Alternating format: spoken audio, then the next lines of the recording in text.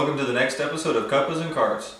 On today's episode, we're going to be taking a look at our Predator 212 engine.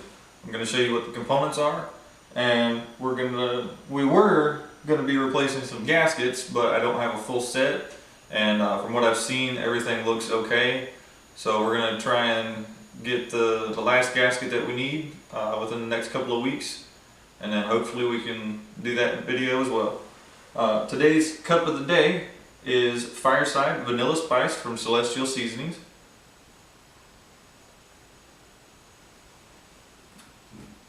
It's got a very good vanilla cinnamon flavor, and it's just got a very slight aftertaste of licorice, but it's very good on this cold day. It's about 42 degrees outside, so it's probably in the mid 50s in here. That's why I'm bundled up, got two good jackets on. So I'll bring you in a little bit closer and we'll start breaking down this engine so you can see where the parts are and what they're called. And I hope you guys enjoy it. Okay, the first thing we're going to look at is the rear section of our engine. Over here we're going to have our muffler, our air filter housing. If you lift this tab right here, we also have the air filter inside. Behind the two 10mm nuts right here, we have our carburetor, which is where the fuel comes in from the fuel tank, and you can adjust your your fuel and idle mixture. And we also have our valve cover. When we turn the engine around, this is the side that we would mount our clutch on. This is the crankcase cover. You've got your oil cap and your oil dipstick on this side. To check the oil in this engine, we're going to unscrew this, pull it all the way out, and then set it in just like that. And if we had enough oil in our engine, we would be able to tell how much was on our dipstick, but I don't have any oil in this one. We just screw that back down in there once it decides it wants to go, and we'll move on. Up here is going to be your gas tank, and underneath, you can't see it, but that underneath is the governor rod. Come around to this side, we have our oil level sensor where it comes out of the engine block. And we have our on-off switch.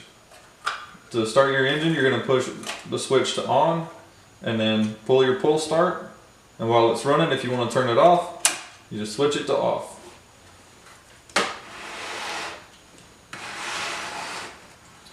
On this side, we have our pull starter, which is connected to the flywheel and the crankshaft on the other side. It goes all the way through your engine block. You have your throttle lever right here. This is where our throttle cable attached to. You have your fuel cutoff switch as well as your choke switch. To open up your fuel, it goes all the way to the right, and that lets fuel flow into the carburetor. And as soon as your engine starts, you want to keep the choke on for just a little bit and then switch it over to no choke, so the run position. And when you're done, you just cut off your fuel after you switch the engine off, and then you're all done. That is the simplest breakdown of this engine that I can do without going into any of the internal mechanics. Like I said, once we get ready to do the gasket kit, I will be breaking down the engine and tearing it apart, and I can show you all the parts inside if you guys would like to see that, and we'll go from there. The stand that I have the engine sitting on is one that I designed myself. I don't know if there's any others like it, or if anybody has seen any better ones than this. If you look in the pictures that I'm going to show right now,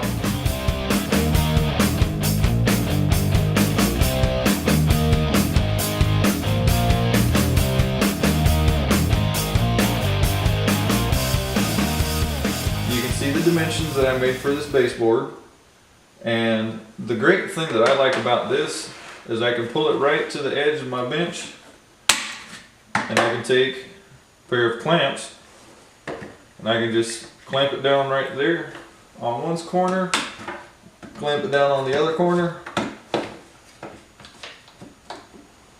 and now I have a very stable working platform and it's not going to go anywhere. My desk is a little wobbly and I think I just spilled my tea, unfortunately, but I imagine it'll be alright just the same.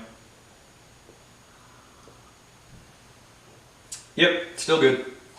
So we're going to go ahead and wipe up our spill here so we don't get our table too sticky.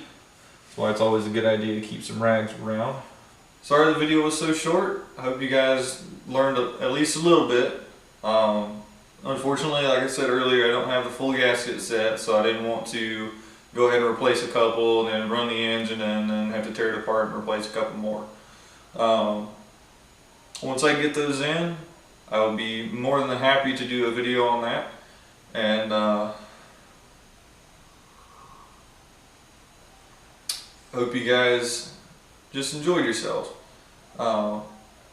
This video was actually requested by someone very close to me who had been watching all the previous videos. She said, you know, it's fine, well and good to show us how to install all this stuff, but if we don't know where the components are located on the engine, then I don't know what to look for. So I decided to take that into mind and consideration, and that's why I wanted to go ahead and do this video for you guys, so you can actually see where everything is located at on the engine. Especially those of you that may not have very much mechanic knowledge, or have ever even, if you've never even worked on one of these engines before. Thank you very much for your help. I really appreciate all the valuable input, and if you guys have any suggestions for any other videos, I would be more than glad to hear them. Just leave them in the comment section below. And that's going to be all for today. Thank you very much for stopping by again, and be sure to like, share, and subscribe to the videos, and hit the bell for notifications, and I hope you come back and see us again. Thank you, and I'll see you later.